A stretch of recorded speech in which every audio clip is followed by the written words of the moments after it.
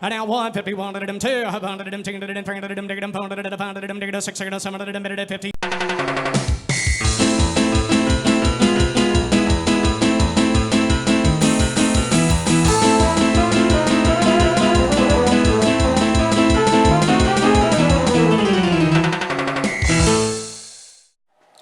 Hello, everybody,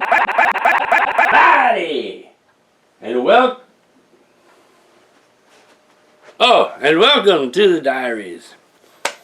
Well, today is Friday the 13th, and that means absolutely nothing. But it's Friday the 13th, and I personally am a fan of Friday the 13th because it's not that I am superstitious or, really believe in the superstition associated with Friday the 13th. I just think it's funny to watch other people who are, and how you can take something as mundane as the 13th day of the month and turn it into some kind of event. I mean, there are places running Friday the 13th sales. That's crazy. It's just Friday and it's the 13th. But it is what it is, and we deal with it. But it's September the 13th, and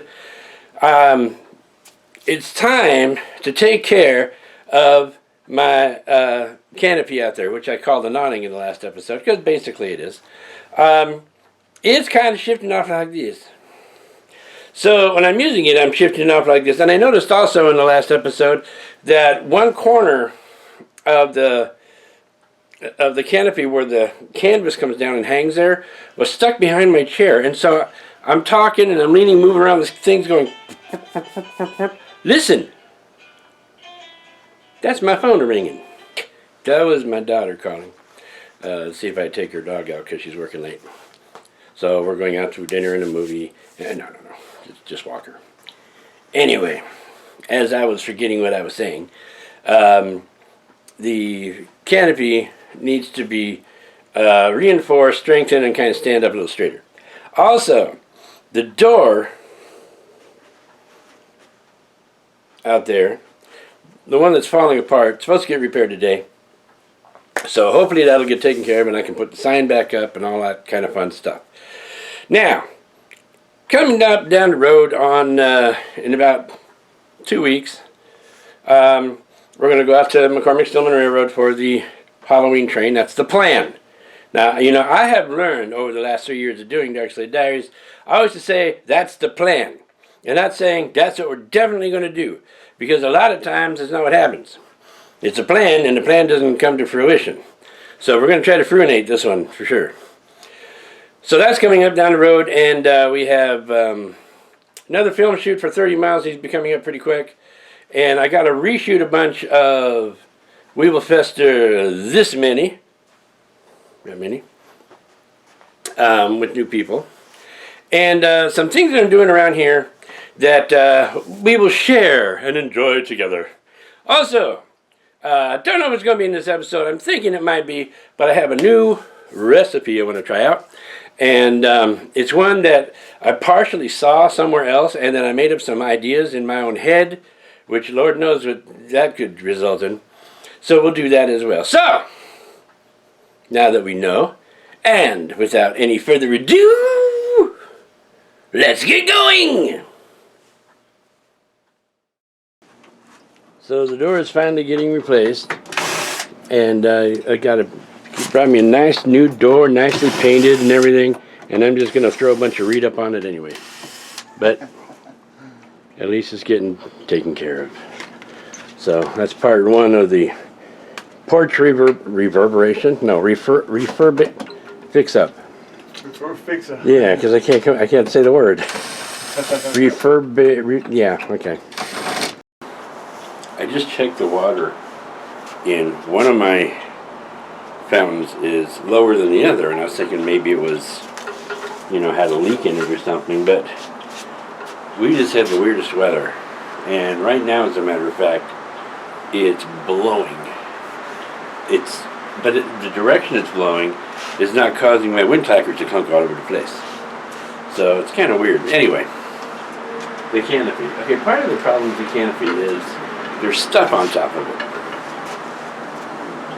And it's one of those things where you see a horizontal surface and you just put stuff on it, and that's kind of what happened here. So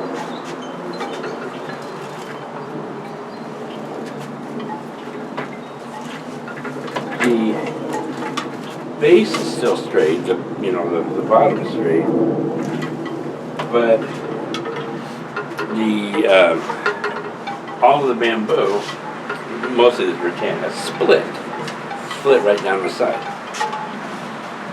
So what I'm thinking I may be able to do is, since these are screwed into the base, I might be able to just turn it a bit and get it to straighten out. But here's the problem. Take the rope out. You see, it's got this right here.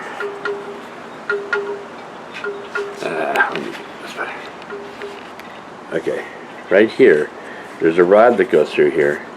This sits on top of it, and it's tied to it. Now you can see it. So I can't really rotate this too far. I can rotate a little bit, but not very much. So I might be able to do it that way, but I can't move it very far. And if you look at the base, you can see it just kind of flops over. The stand is straight, but it's the bamboo that's flopping over. Okay, so for all intents and purposes, I may have to bark like a dog. No, I may have to rotate this. I may have to pull them out and replace them. I think I have some now.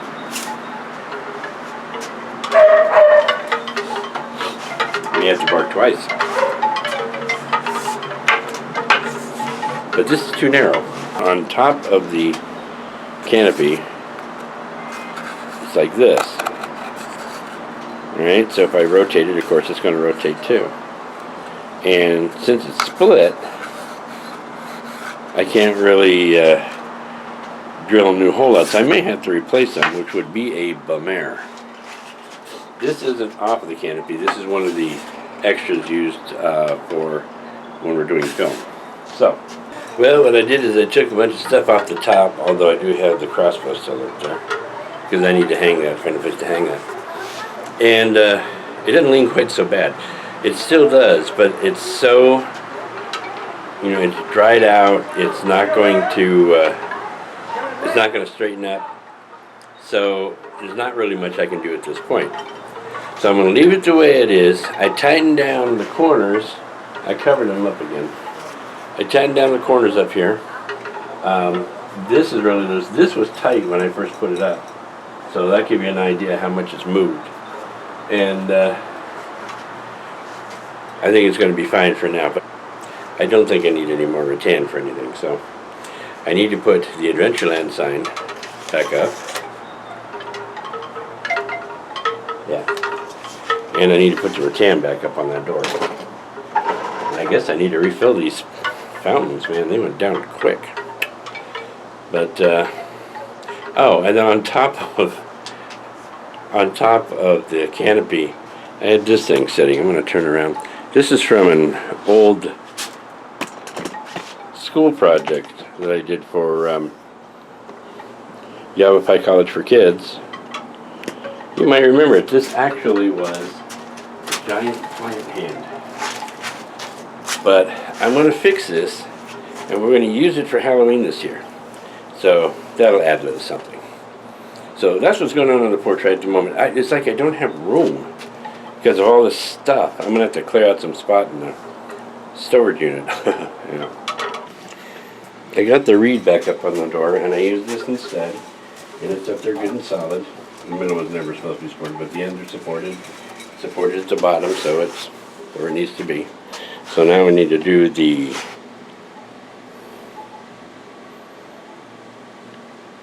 Adventureland sign. I just got home from work. My hair is still in a ponytail, and I went to get my mail. And what did I find? This very important looking document. Member Services, and it says, do not discard by accident. So it says right on. Oh no, I'm sorry. Do not discard by mistake. That's what it says. So I'm not. I'm going to discard it on purpose. He is concerned with his skills, but his skills are developing. Like my skill to be able to lean in an angle like this for longer than 3 seconds. Aye! Here we go. 1, 2, 3, 4.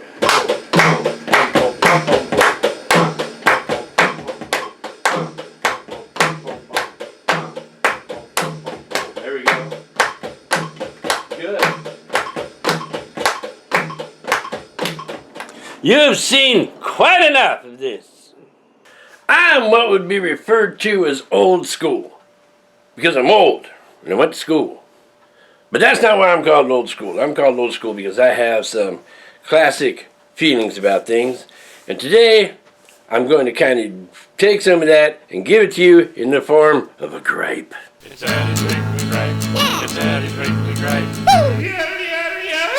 It's Eddie's Weekly Gripe. Well, this is one of those days where the music was apropos. Apropos. I want to talk to you for a few minutes, which might turn out longer, about Halloween. And not so much about Halloween, but about something that happens at Halloween time. And we all know what it is, and we all love what it is. It is the haunted house. Yep, people putting on haunted houses up street and down alley like you can't go past a house without it being haunted. But there's a lot of the bigger companies, and I'm talking, looking at you, Universal Studios and Not Scary Farm and Six Flags and all places like that, that put on haunted attractions every year. Now, why am I griping about this? I'm griping about this in 2 different locations. 2 different reasons. Okay, 2 different things. Okay, 2 different things. The first one is, I am convinced that nobody has a clue in the galaxy what a haunted house is. A haunted house is a house that's haunted. Not a house that's full of a bunch of torture treatment.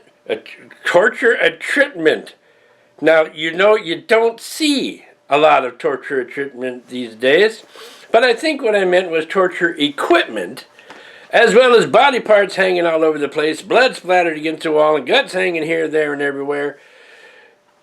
That's not a haunted house. That's a slaughterhouse. It's a little bit of a difference. A haunted house, a good haunted house, is just a house, has furniture left in it, with paranormal activity taking place within it. Okay? And this can range from anything from spectral appearances to pages turning on a book, to a chair sliding, a rocking chair rocking, or even better, a rocking horse in a children's room that's rocking on its own. That kind of stuff will scare you. That's scary. Okay?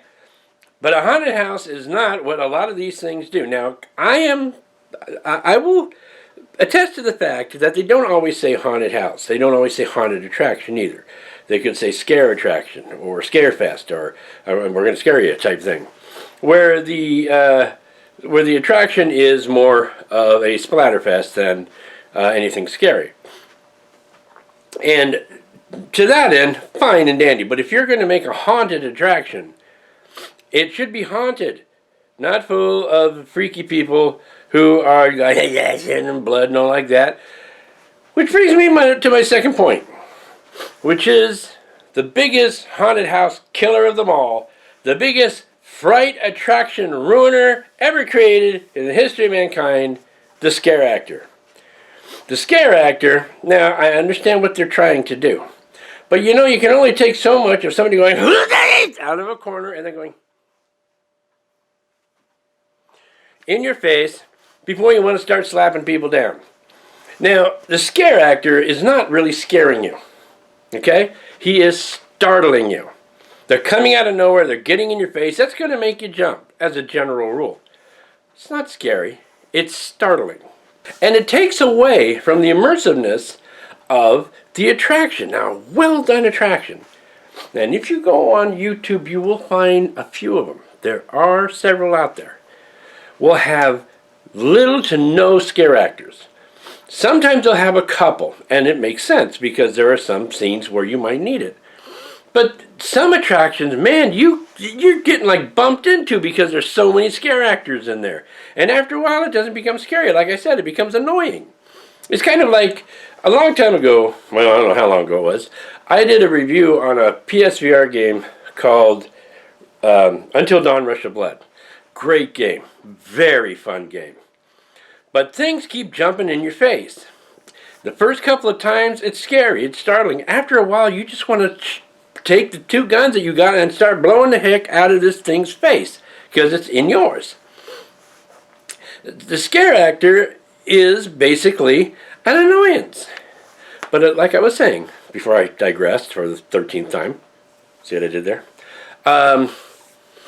When an attraction is well done, the idea which makes an attraction good is when you scare somebody when they come in the door and you keep them afraid through the attraction.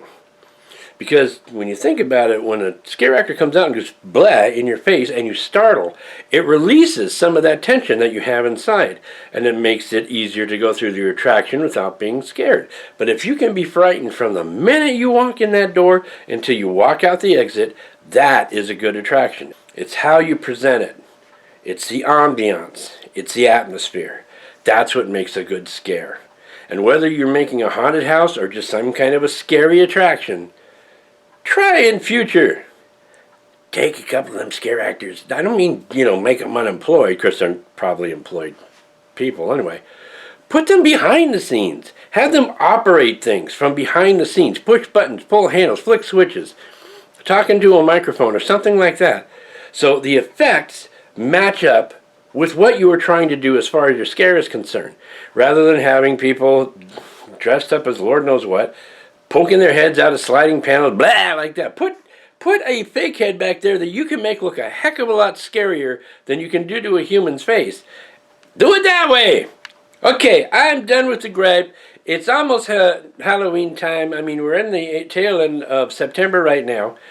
And I'm going to start getting stuff ready. And you know what? After talking about this, I'm going to show you some of the tricks of the trade that I do. Okay? Whether they're good or bad, Lord knows. That's the plan. That's the plan. How many times have you heard me say, that's the plan? Yeah. So, okay. So I'm done with that. On to other things. Hello. My head is way off the top again. But let me tell you what's going on. You see this? This is my bass. Now I have a lot of guitars. This bass has a piece of something. There we go. I own a lot of guitars. Some of them I'm actually planning to eventually get rid of and just keep the good ones. But I have one bass, and it's this poor old Cort bass that I've had for several years now. This is a bass that I play in Waiting for Waffles, and I use in the videos. Well, we're going with the new look for Waiting for Waffles. We're not exactly going forward as a new look. We're kind of going off to one side. And we're going from the creepy carnival to the creepy steampunk carnival. So, I saw a picture on Facebook, actually, of a bass where the facing was like a clock and gears and stuff like that. And it looked pretty cool, but it was just, just drawn on. It looked pretty cool, but it gave me an idea on something to do with my old bass. Now, it won't affect the way I play the bass, and it won't affect the way the bass functions, but it's going to be completely cosmetic. It's just to make it look different. So, I'm going to do a few things, and I'll show you. You probably won't see my head, because I got the camera too close. I could move the camera away, I suppose, but...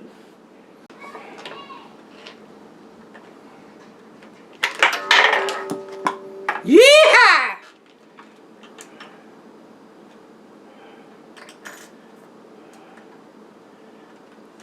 Something like that.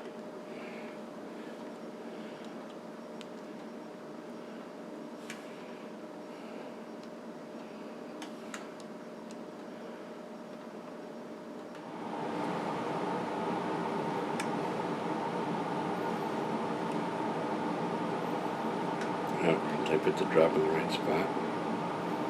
Nope, it goes there.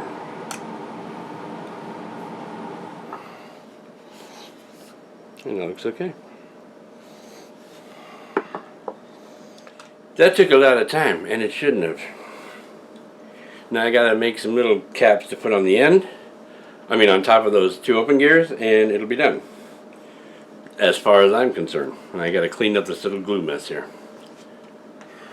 That is it! Kaput! Finito! I'm done with this episode.